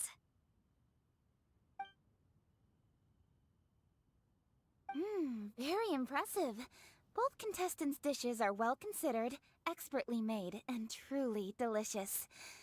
I'm gonna have another golden shrimp. I mean, I shall have to sample both contestants' dishes once more before I can reach a verdict. Now, Xiangling has taken an interesting approach here. She's chosen a cold dish as her main. I have to say, That's a bold move. It's also a unique take on Jueyun chili chicken. Although the dish as a whole is served cold, the chili peppers have been stir-fried, and so they're still just a little warm on the inside. You get a nice crunch as you bite in. Then you get the spiciness and warmth all coming in together, and then just a hint of that wonderful pepperiness to top it all off. It's quite simply extraordinary. This Adeptus Temptation is quite exceptional. The triple layer consomme is also a very superlative contribution. Excellent flavor, well balanced between sweet and savory. Yes, the standard is very high. Judges of the select panel, I will now ask you to consider your votes carefully before writing them down and handing them to me. Also, the organizing committee has selected today's audience judges, and they are now evaluating the dishes. Everyone who's been lucky enough to sample today's dishes, please consider and cast your vote independently. How are we not involved in this? Why didn't they pick us to be judges? Paimon has buckets of passion and oodles of expertise when it comes to food. If they don't want Paimon, it's their loss. Oh. Yippee! For all the chefs there are in the world, and for all the amazing dishes they can cook, the fact remains that you're the one who treats Paimon the best. Thank you all for waiting. All votes have been received and counted, and the results have been returned to Ningguang. I now invite Ningguang to take the floor and announce the results of the Masterful Chef's Finals. It is my pleasure to announce that the winner of the Masterful Chef's Finals is...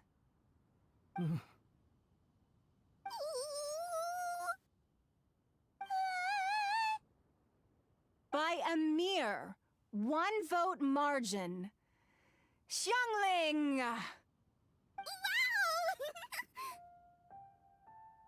What? How is it so close? Well, there it is. I knew it. It was a close contest, but we have a winner.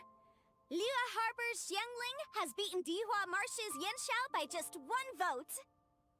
There can only be one winner, but the fact that this was so close shows just how much both of these outstanding chefs managed to impress our judges. Thank you both for your stellar contributions here today. A big thank you to all the audience for being here today, especially those who have come from far and wide. As officiator, I declare the result of this competition to be fair and valid, thus bringing the Masterful Chef's Finals to a close. Thank you all for coming. Until next time. Please exit the venue in an orderly fashion, and remember to take all of your personal belongings with you. Come on, let's go over and take a look.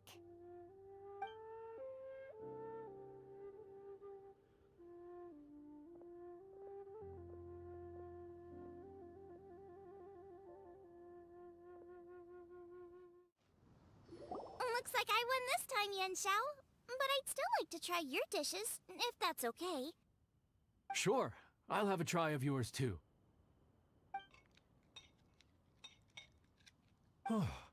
Truly exquisite. No doubt in my mind why you're the winner here. This Adeptus Temptation is really good. It's so fresh, I'm almost moved to tears. Well, just goes to show that you have a taste for the finer things in life. No, you've got me all wrong. We're just a small neighborhood restaurant too, so I totally understand. Food is life, and customers are at the heart of all food culture. So humble food cooking is not to be looked down upon. Is that right? Huh. I'd heard you'd gotten famous for your experimental approach to cooking and were all about fancy and exclusive foods. Never realized you'd done your time in a small kitchen too. Well, there you have it. All the greats come from the smaller places. The same goes for you. You can't work in an inn kitchen unless you know how to consistently please customers. It's no wonder your food is so top-notch. You're the kind of competition I'm glad to have. Let's stay in touch. Maybe we can find some time in the future to trade tips. You got it. And next time we meet as competitors, let's both be even better than we are now. All right? Deal. Traveler, Paimon! Thanks for coming. Did you get to try the food? Don't even go there. Paimon's still peeved. I can't believe it! You didn't get picked? Well, never mind. Don't get mad. I'll make some more for you when we get back. You will? Woohoo! Great! Oh, the organizer said that Yanxiao and I need to go register our delivery addresses. Apparently they're gonna deliver an exclusive ingredients package and the prize money at a later date. So I need to get moving. I'll come find you guys after. Xiangling seems really happy. Good for her. Looks like Kuching and Ningguang left already. As the organizers, they must have gone to wrap up some last-minute things. Let's go ask them for an update about the statue.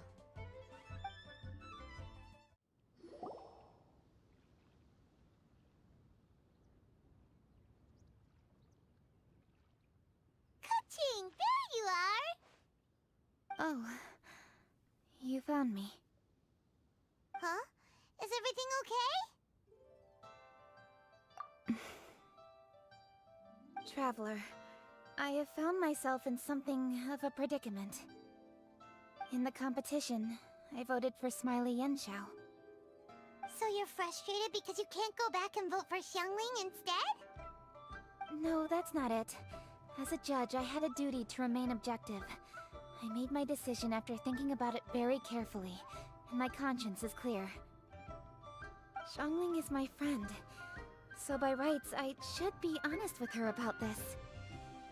But, as you know, I voted based purely on my personal opinion. As a contestant, Xiangling may not be able to appreciate this, and I do not know how to deal with people of her temperament. I just don't know how to break it to her. It's no big deal. Just say it however comes naturally. Xiangling of all people isn't bothered about that kind of stuff. And anyway, she still won in the end. Oh hey, here you are. I've been looking for you for ages. Xiangling, there's something I need to tell you. What is it? My grandfather always said to me, in contests of food, always follow your heart.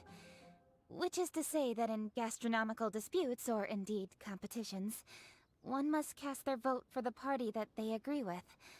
This decision must be based on one's honest thoughts, not influenced by any external factors.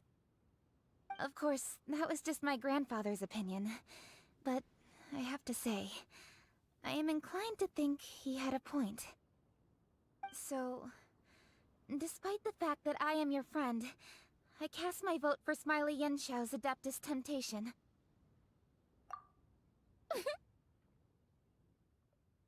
Well, maybe it was. I like golden shrimp balls. Is that a problem? You were acting so serious that I honestly thought something was up. It's fine. Doesn't bother me one bit. Huh? You voted for who you wanted to, and that's totally okay. In fact, that's exactly how it should be. Otherwise, how could it be a fair competition? So, you made a point of telling me. Is that because you were worried that it made you a bad friend? Don't be absurd. Didn't I say already? I love this about you. You're just so conscientious about everything. Half-baked feedback just isn't meaningful to me at this stage. Seeking reassurance is what novices do, and it's been a long time since I was a novice. The way forward from today will only get more challenging, as will the dishes I'll need to cook. Honestly, I'll need friends like you along the way. You have a strong sense of responsibility, Kuching, but you know, not everything is always about responsibility. Yes, you're a Qixing, but you're also you, Keqing. When you're with friends, you don't need to think about everything so thoroughly. You know that's what Ningguang's like, right? Beto's always telling me about how well she gets along with Ningguang. They even play chess aboard her ship sometimes.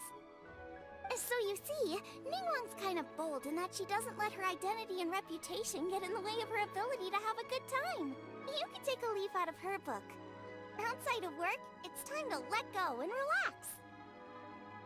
Traveler, Xiangling, anyway, what are we standing around here for? Let's go and check on the status of the Stove God statue. Oh, yeah! Paimon had nearly forgotten about that. Let's go see. How strange. It hasn't changed one bit. This doesn't make any sense. We cooked our hearts out. Does this mean the competition wasn't enough to awaken the statue? Oh well. I suppose it was simply not meant to be. Yeah! We've waited this long already. There's no harm in waiting a little longer. Right, Xiangling? Yep, there's still time. Let's be patient. We'll all see this through together. On another note, I have some good news for you, Keqing. Things are looking optimistic for that recipe you gave me. Master came by before the competition and filled in the parts that were missing. So now I'll be able to cook it. In fact, I'll go find somewhere to make it right now. Wait here. Xiangling. Oh, and Traveler, could you come with me? Huh? You only just beat Smiley Yanxiao. You think you're up for challenging us already?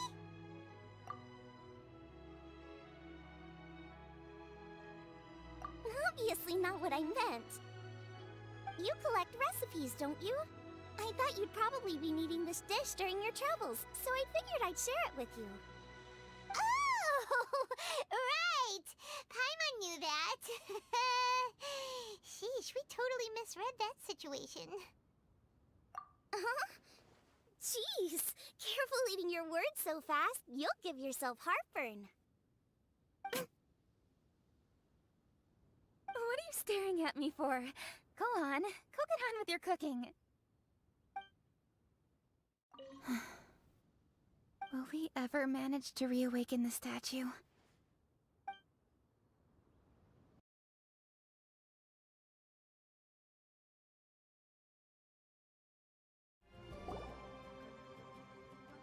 We're back! The Traveler and I made one each. Here, have it taste while it's still warm. Thank you.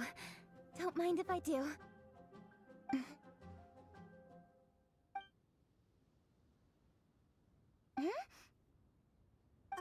What is it? What does that face mean? This flavor... I've tasted it before. Apologies. Xiangling, Traveler, thank you both.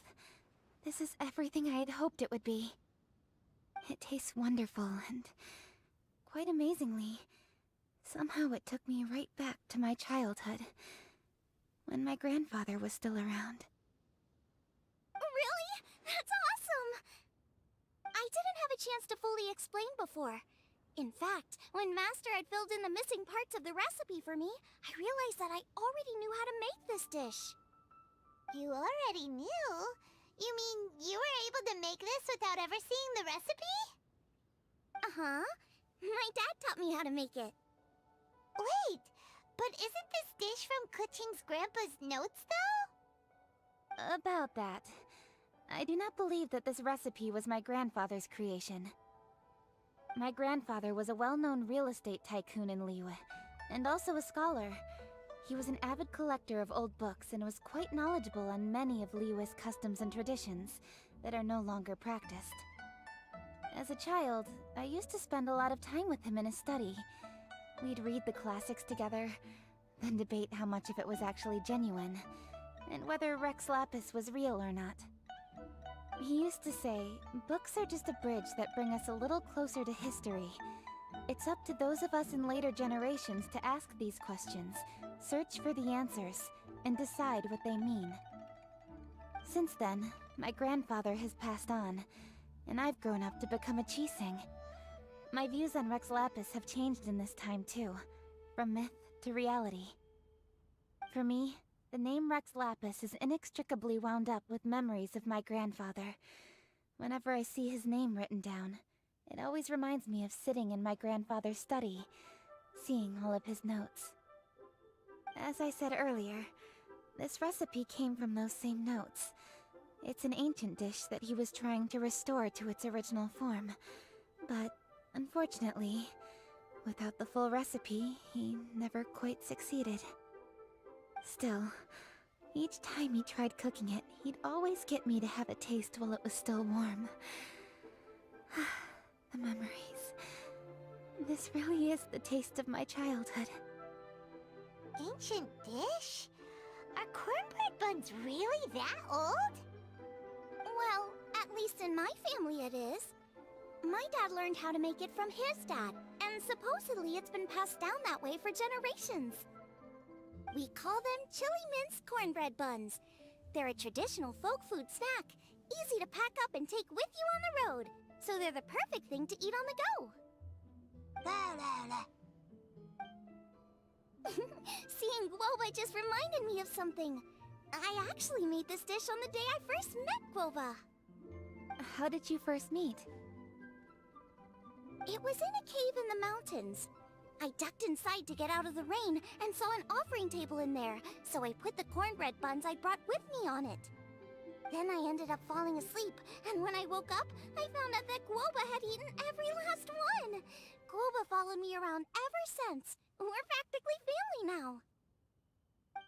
Hold up! Stop the conversation! Look! The stone!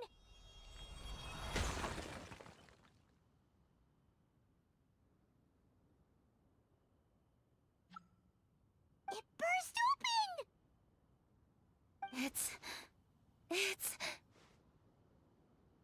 Guoba? What are you... What? Mother? Ah, I see the chili mince cornbread buns have been served. Master! Granny, look! The stone god statue looks just like Guoba! Oh, indeed it does. After all, Guoba is the deity you've been searching for. God of the stove. Guoba is a god? You asked me if a sufficiently festive atmosphere would be enough to reawaken the stove god. And my answer is this. Yes. And no. The stove god has always been a deity with great affection for the people, and who acts in response to their desires. To him, the heart's passions and the heart's desires are not the same thing. Passion can be a technique, a skill, something derived from experience. But desires, they are deeper, more innate. They are the heart's strength in its purest form. Masterful chefs is wonderfully exciting, but it is more an exercise of passion than of desire. And passion alone will not suffice to reawaken the stove god from his deep slumber. But just now, when Kuching ate this dish she had longed for, a deeply held desire was fulfilled. As well as receiving an answer to a question, she also gained something much more precious. A moment of poignant nostalgia so vivid, it felt like she was right there alongside her grandfather. The enormous power unleashed by the fulfillment of this desire resonated with the stove god's statue, and caused it to manifest once more the form it took in the past. Of course, the stove god himself is not contained within the statue. The true stove god has been here with us all along. How does it feel? Seeing a statue of yourself from your glory days? Ah, look at him. Still so majestic. Glory days?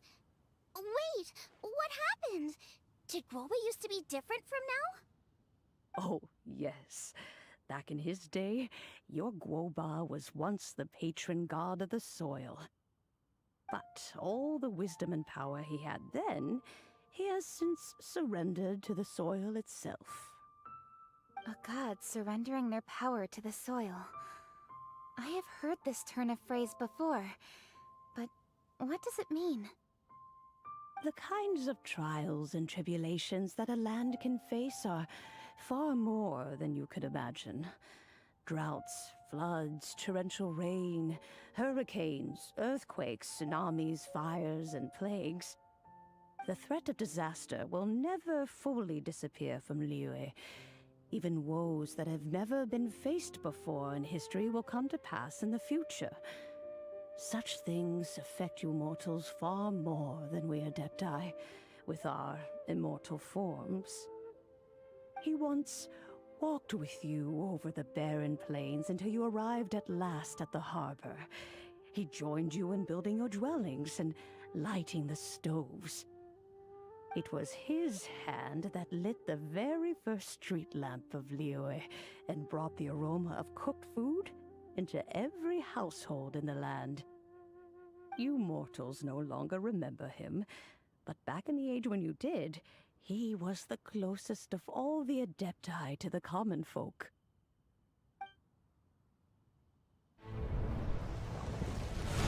Moonchase, god of the stove, born from a spark when stone struck stone. He was a god with a great love for humanity and their well-being. Millennia ago, the people sought to expand their city. They built a dwelling on the plains and called it the Guili Assembly. The stove god cared greatly for the people, turning himself into minions who went into every home, fostering food and solidarity alike. Alas, their home was taken by a flood. The waters ravaged the Guili Assembly and forced the people back south to Liyue Harbor. Though the distance was not far, the journey was plagued by a terrible storm. For a dozen days, the Adepti stayed by their side. During this time, the stove god cooked an ancient delicacy, flatbread with a meat sauce to stave off the cold and damp, fit for those on the move. Centuries later, disaster and plague arose once more. The stove god would appear no longer, for he placed all of his power into the land itself to quell the calamities. His power expended, and his wits greatly reduced. Thus his body decreased in size. By the time he parted ways with us, he wasn't even the height of a human.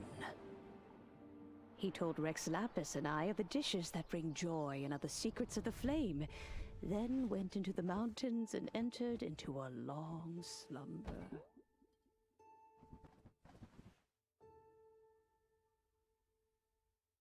The stove god departed, and Guoba was born. When he awoke, he ate the chili mince cornbread buns placed on the offering table by a young lady in yellow. Though he did not remember the past, he was profoundly moved and decided to follow this young lady thereafter. The stove god had quietly disappeared, but the vendors rose early to hawk their wares. People went out to buy goods, lit their stoves, and cooked food, just as they had done every day for as long as they could remember. In Liyue, things have always been this way.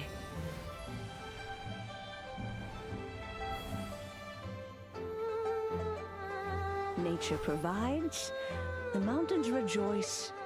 We are blessed by heaven's good grace. Years have gone by. The world has transformed, but our way of life survives.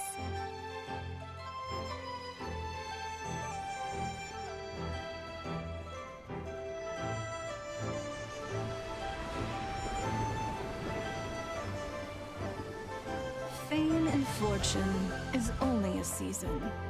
It is the moment that we should embrace.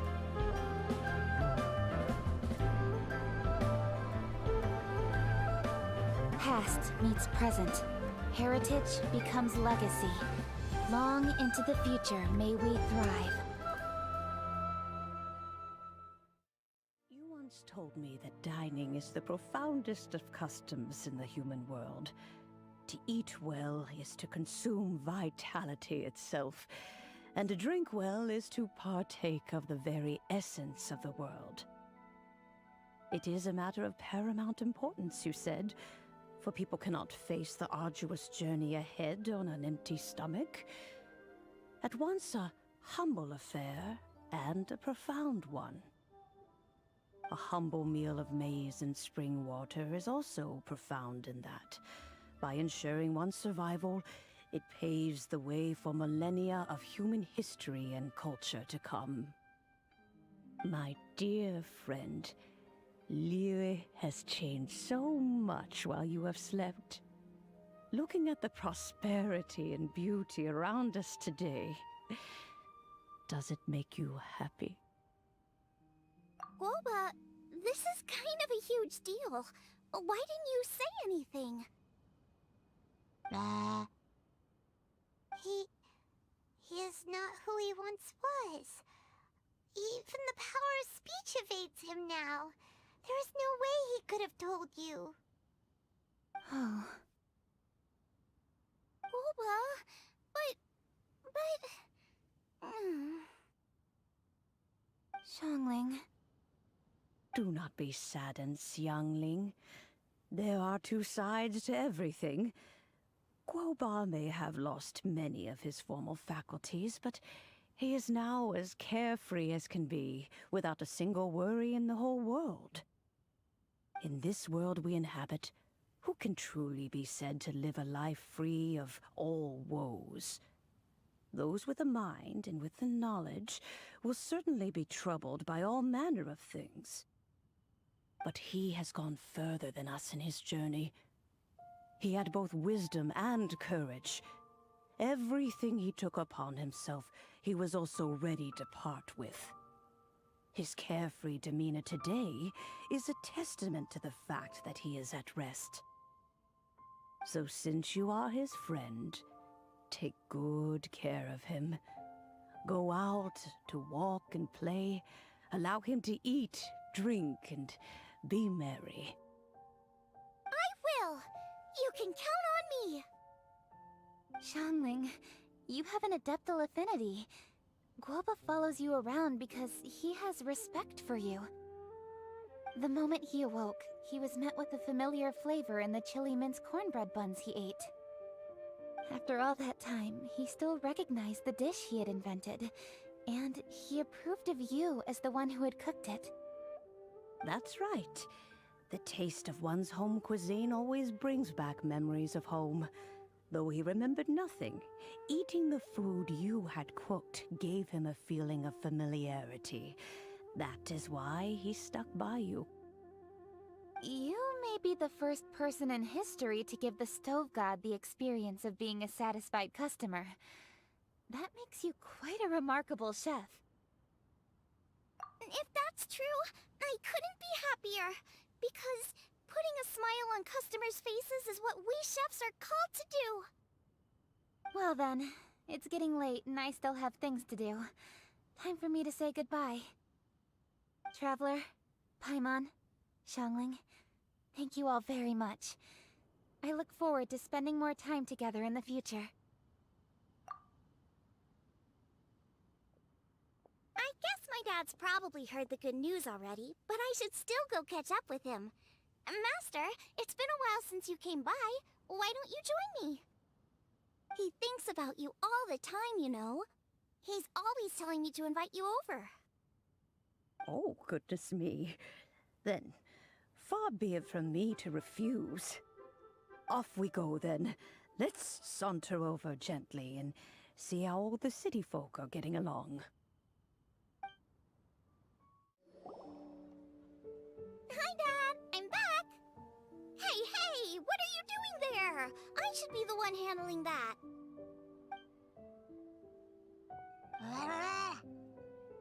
Oh no! Globa's taken off!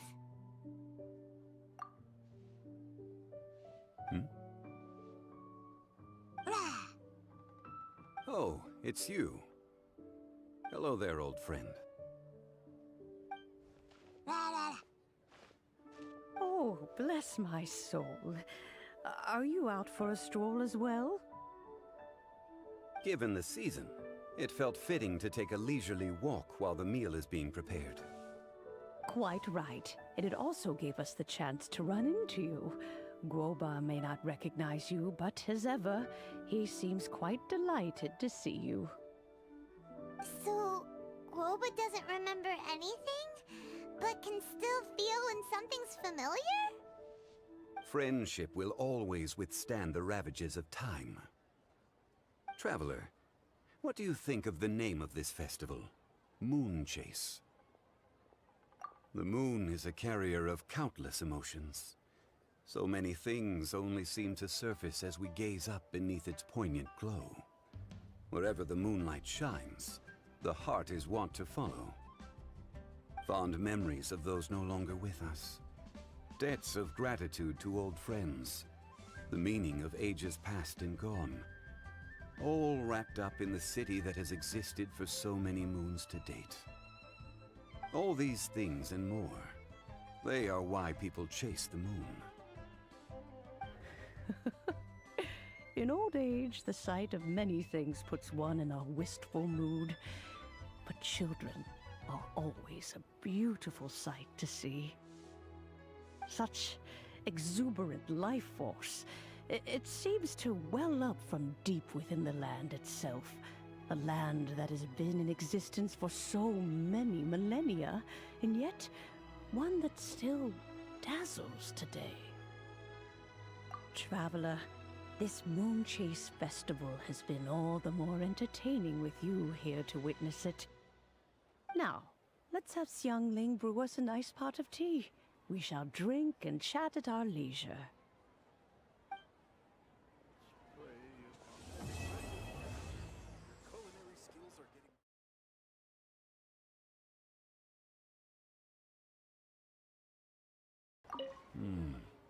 The food at Wan Min restaurant is excellent. I eat here often. Ah, you can say that again. Xiangling is a remarkable child. Surely the culinary talent of the century. Indeed. To have mastered the craft at her age lends credence to the old aphorism that heroes are made young.